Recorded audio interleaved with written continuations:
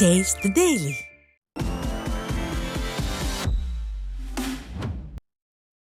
விருதுநகர் மாவட்டம் ராஜபாளையம் அருகே சொக்கநாதன் புத்தூரில் மத்திய அரசு சார்பில் நடைபெற்ற தொழிலாளர்களுக்கு அடையாள அட்டை பதிவு செய்யும் முகாமில் ஏராளமானோர் கள்ளு சீவுபவர்கள் என பதிவு செய்துள்ளனர். சொக்கநாதன் புத்தூரில் மத்திய அரசின் தொழிலாளர் துறை சார்பில் தினக்கூலி தொழிலாளர்களுக்கு அடையாள அட்டை பதிவு செய்யும் முகாம் நடைபெற்றது. இதில் ஏராளமானோர் கள்ளு சீவுபவர்கள் என அடையாள அட்டை பெற விண்ணப்பம் செய்துள்ளனர். கள்ளை மத்திய அரசு உணவு பட்டியலில் சேர்த்துள்ள நிலையில் விடியாத திமுக அரசும் கள் இறக்க அனுமதி அளிக்க வேண்டுமென பனை தொழிலாளர்கள் வலியுறுத்தியுள்ளனர். அந்த கல் இறக்கிறதுக்கு உணவுப் பொருள் பட்டியலில் 6வது இடத்துல சேர்த்துருக்காங்க. இந்த உணவுப் பொருளை சேர்த்து தமிழ்நாடு அரசு இதே மாதிரி ஒரு அனுமதி கொடுக்கணும் மரையறிகளுக்கு. ஏன்னா மரங்கள் பூரா அழிஞ்சிக்கிட்டு இருக்கு, வெட்டுப்பட்டுக்கிட்டு இருக்கு. அதெல்லாம் பாதுகாக்கணும்னா மரையறிகளுக்கு இந்த அனுமதி கொடுத்தா தான் அந்த மரங்களை பாதுகாக்கலாம், அவங்களோட வாழ்வாதாரத்தையும் பாதுகாக்கலாம். செங்கல்பட்டு மாவட்டம் காட்டாங்குளத்தூரில் பால் காய்ச்சும் போது ஏற்பட்ட தீ விபத்தில் 2 வயது குழந்தை உயிரிழந்த சம்பவம் சோகத்தை ஏற்படுத்தியுள்ளது. பாரதி என்பவர் தனது குழந்தைக்கு பால் காய்ச்ச கேஸ் அடுப்பை பற்ற வைத்தபோது தீ விபத்து ஏற்பட்டு வீடு முழுவதும் தீ பரவியது. இதில் காயமடைந்த அவர் மற்றும் அவரது குழந்தையை அக்கம் பக்கத்தினர் மீட்டு மருத்துவமனையில் அனுமதித்த நிலையில் குழந்தை சிகிச்சை பலனின்றி உயிரிழந்தது. தஞ்சாவூர் மாவட்டம் பாபநாசத்தில் மண்பாண்டங்களை கொள்முதல் செய்ய தமிழக அரசு முன்வர வேண்டுமென மண்பாண்ட உற்பத்தியாளர்கள் கோரிக்கையை விடுத்துள்ளனர். மண்பாண்டம் செய்வதற்கு தேவையான மூலப்பொருட்களை கொண்டு வருவதில் சிக்கல் உள்ளதாக வேதனை தெரிவித்த தொழிலாளர்கள் நலிவடைந்து வரும் மண்பாண்ட தொழிலை மேம்படுத்த மண்பாண்டங்களை தமிழக அரசு கொள்முதல் செய்து அங்காடிகளில் விற்பனை செய்ய கோரிக்கையை விடுத்துள்ளனர். திண்டுக்கல் மாவட்டம் நிலக்கோட்டை பகுதியில் அரசு வழங்கிய இலவச வீட்டுமனையை தனிநபர் ஆக்கிரமிப்பு செய்து கொலை மிரட்டல் விடுப்பதாக கூறி கணவன் மனைவி இருவரும் பெட்ரோல் ஊற்றி தீக்குளிக்க முயற்சித்த சம்பவம் அதிர்ச்சியை ஏற்படுத்தியது. அடியனூத்து ஊராட்சியில் உள்ள ஜே நகரில் வேல்முருகன் என்பவருக்கு அரசு சார்பில் 3 சென்ட் நிலம் இலவசமாக வழங்கப்பட்ட நிலையில் சுந்தர் என்பவர் நிலத்தை ஆக்கிரமிப்பு செய்து அடியாட்களை வைத்து கொலை மிரட்டல் விடுப்பதாகவும் இதுகுறித்து மாவட்ட ஆட்சியர், மாவட்ட காவல்துறை கண்காணிப்பாளர், வட்டாட்சியர் உள்ளிட்ட அனைத்து அதிகாரிகளிடமும் புகார் அளித்தும் எந்த நடவடிக்கையும் எடுக்க மனமுடைந்த வேல்முருகன் மற்றும் அவரது மனைவி ஆட்சியர் அலுவலகத்தின் முன்பாக தீக்குளிக்க முயன்றனர். சிவகங்கை மாவட்டம் காரைக்குடி அருகே கண்டனூர் கிராமத்தில் ரயில் நிலையத்தில் நடைமேடைகள் மற்றும் டிக்கெட் வழங்கப்படும் அறைகள் பயன்பாடின்றி உரிய பராமரிப்பின்றி மிகவும் சிதிலமடைந்து சமூக விரோதிகளின் கூடாரமாக மாறியுள்ளது. சிவகங்கை காங்கிரஸ் எம்பி கார்த்திக் சிதம்பரம் தனது தந்தை ஊரான கண்டனூரில் இருக்கும் இந்த ரயில் நிலையத்தை கூட கண்டுகொள்ளவில்லை என குற்றம் சாட்டும் மக்கள் உடனடியாக ரயில் நிலையத்தை சீரமைத்து பாதுகாப்பு ஏற்பாடுகளை செய்ய வேண்டும் என கோரிக்கை விடுத்துள்ளனர். தூத்துக்குடி மாவட்டம் வாகைக்குளம் பகுதியில் லாரி மோதிய விபத்தில் இருசக்கர வாகனத்தில் மகனுடன் சென்ற தாய் உயிரிழந்த சம்பவம் சோகத்தை ஏற்படுத்தியுள்ளது. வாகைக்குளம் விமான நிலைய சுங்கச்சாவடி அருகே டேங்கர் லாரி மோதிய விபத்தில் இருசக்கர வாகனத்தில் சென்ற தமிழரசி உயிரிழந்த நிலையில் அவருடன் சென்ற மதன்குமாருக்கு காலில் எலும்பு முறிவு ஏற்பட்டது. இந்நிலையில் விடியாத திமுக அரசு 2 கோடி ரூபாய் இழப்பீடும் குடும்பத்தினருக்கு அரசு வேலையும் வழங்க வலியுறுத்தி உடலை வாங்க மறுத்து பொதுமக்கள் மற்றும் விடுதலை சிறுத்தை கட்சியினர் போராட்டத்தில் ஈடுபட்டனர்.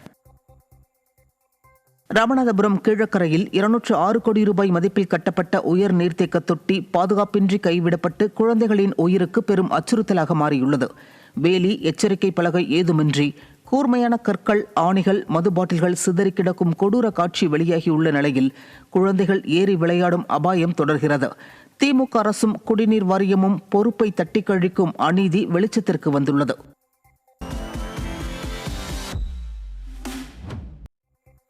கரூரில் நிலப்பிரச்சினை தொடர்பாக மாவட்ட ஆட்சியர் அலுவலகம் முன்பு தீக்குளித்து தற்கொலைக்கு முயன்ற பெண்ணால் பரபரப்பு ஏற்பட்டது. காவல்காரன்பட்டி பகுதியைச் சேர்ந்த சரசு என்பவரது நிலத்தை வீட்டின் அருகே வசிக்கும் ஐயர் என்பவர் சொந்தம் கொண்டாடுவதாக கூறி நில அளவை அலுவலகத்தில் அப்பெண் புகார் அளித்துள்ளார். ஆனால் நில அளவையர் கையூட்டு பெற்றுக்கொண்டு எதிர்த்தரப்புக்கு சாதகமாக செயல்பட்டதால் வேதனையடைந்த அப்பெண் ஆட்சியரகத்தில் தன் மீது மண்ணெண்ணெய் ஊற்றி தற்கொலை செய்ய முயன்றுள்ளார். தீய சக்தி திமுக ஆட்சியில் ஏழை எளிய மக்களுக்கு எந்த நன்மையும் நடப்பதில்லை என மக்கள் வேதனை தெரிவிக்கின்றனர். திருச்சி மாவட்டம் முசிறி அருகே எம்சாண்ட் என கூறி மணல் கடத்தி சென்ற 2 லாரிகள் பறிமுதல் செய்யப்பட்டது. கரூரில் இருந்து காட்டுப்புத்தூர் வழியாக சென்ற 2 டிப்பர் லாரிகளை நிறுத்தி சோதனை செய்தபோது மணல் கடத்தி சென்றது தெரிய வந்தது. காவிரி ஆற்றில் இருந்து அனுமதியின்றி சட்டவிரோதமாக எடுத்து வந்துள்ளனர். இதையடுத்து 2 லாரிகள் மற்றும் 2 சக்கர வாகனம் பறிமுதல் செய்யப்பட்டதுடன் கடத்தலில் ஈடுபட்டவர்களில் 4 பேர் சிக்கினர்.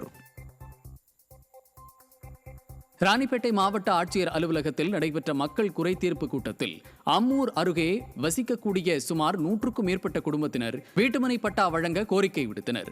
அப்பகுதியில் பெரும்பாலான மக்கள் கூலி தொழிலாளர்கள் என்பதால் தங்களுக்கு வீட்டுமனை பட்டா மற்றும் அரசு தொகுப்பு வீடுகள் அமைத்து தர வேண்டும் எனவும் வலியுறுத்தினர்.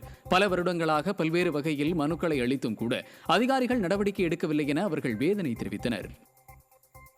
நாங்க ராணிப்பேட்டை மாவட்டம் அம்மூர்ல வசிக்கிறோம். நாங்க ஒரு 150-200 குடும்பத்துக்கு மேல அங்க வசிக்கிறோம்.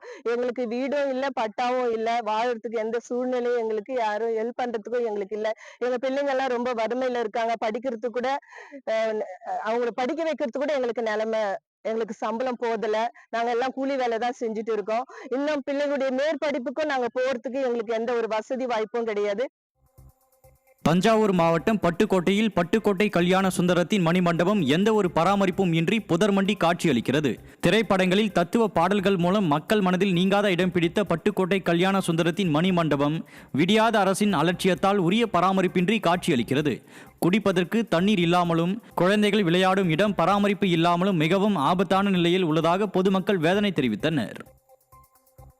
செங்கல்பட்டில் புதிதாக டாஸ்மாக் கடை திறப்பதற்கு எதிர்ப்பு தெரிவித்து அப்பகுதி மக்கள் மாவட்ட ஆட்சியரிடம் மனு அளித்தனர். திருக்குறிப்பு, தொண்டர் நகர், சக்கரவர்த்தி நகர், பாரதி நகர் ஆகிய பகுதிகளில் அரசு மதுபான கடையுடன் கூடிய மதுபான பார் அமைய உள்ளதாக கூறப்படுகிறது. இதனால் சட்டவிரோத செயல்கள் அதிகரித்து பொதுமக்களின் பாதுகாப்பு கெடும் என்பதால் புதிய அரசு மதுபான கடை திறக்க எதிர்ப்பு தெரிவித்து மக்கள் மாவட்ட ஆட்சியர் அலுவலகத்தில் மனு அளித்தனர். மேலும் ஆட்சிக்கு வந்தவுடன் பூரண மதுவிலக்கு அமல்படுத்தப்படும் என்ற விடியாத அரசின் தேர்தல் வாக்குறுதி என்னானது என மக்கள் கேள்வி எழுப்பியுள்ளனர். நீலகிரி மாவட்டம் போர்த்தியாடா பகுதியில் காயத்துடன் சுற்றித் திரிந்த புலி உடல்நலக்குறைவால் உயிரிழந்துள்ளது. கடந்த 3 நாட்களாக காயங்களுடன் சுற்றித் திரிந்த புலிக்கு உரிய சிகிச்சை அளிக்க மாவட்டத்தில் போதிய வன கால்நடை மருத்துவர்கள் இல்லாத சூழலில் உடல்நலக்குறைவால் புலி உயிரிழந்தது வனவிலங்கு நல ஆர்வலர்களிடையே அதிர்ச்சியை ஏற்படுத்தியுள்ளது.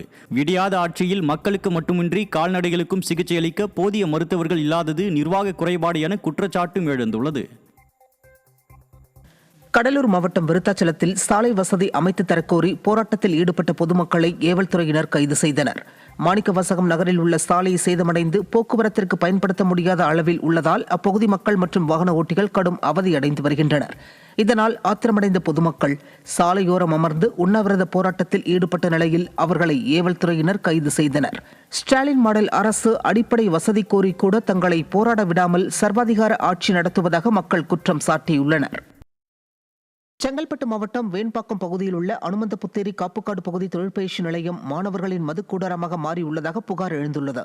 பல ஏக்கர் பரப்பளவில் அமைந்துள்ள இந்த வனப்பகுதி தற்போது அரசு தொழிற்பயிற்சி மாணவர்கள் புகைப்பிடித்து மது அருந்தும் இடமாக மாறியுள்ளதாகவும் காலி மது பாட்டில்களை உடைத்து அப்பகுதியில் வீசுவதால் வனவிலங்குகள் பாதிக்கப்படும் அபாயம் உள்ளதாகவும் அப்பகுதி மக்கள் வேதனை தெரிவிக்கின்றனர். விடியாத திமுக அரசின் ஏவல் துறையினர் முறையாக ரோந்து பணிகளை மேற்கொள்ளாததால் சமூக விரோத செயல்கள் நிகழும் அபாயம் உள்ளதாக குற்றம் சாட்டப்படுகிறது.